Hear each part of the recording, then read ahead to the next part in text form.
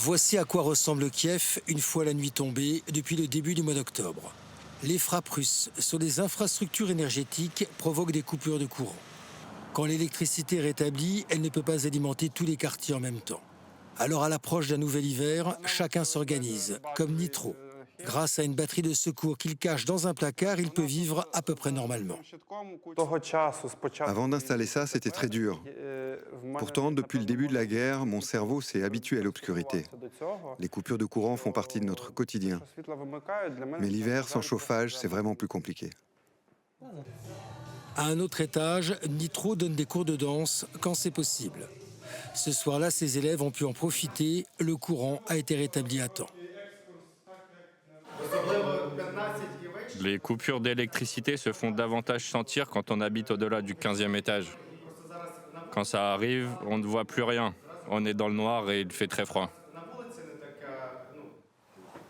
Un peu de lumière, cet autre habitant de Kiev en a aussi. Chez lui, Volodymyr est plutôt bien équipé en cas de panne. Il a un groupe électrogène à essence et des ampoules qui fonctionnent avec des piles. Mais aujourd'hui, il est plus inquiet que d'habitude.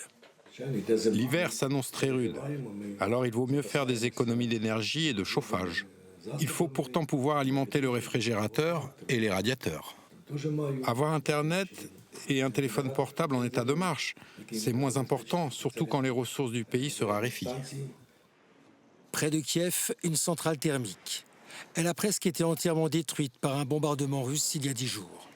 La remettre en état de marche prendra du temps, même pour des ouvriers aguerris et habitués à réparer ce que l'ennemi cible volontairement. Les Russes veulent nous punir, mais nous, on n'est jamais découragés. C'est comme si on devait monter une pierre sur une colline. On va arriver à reconstruire.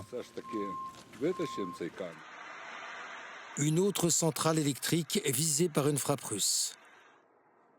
Depuis 2 mois, jamais l'Ukraine n'avait subi autant d'attaques sur les structures énergétiques vitales au pays.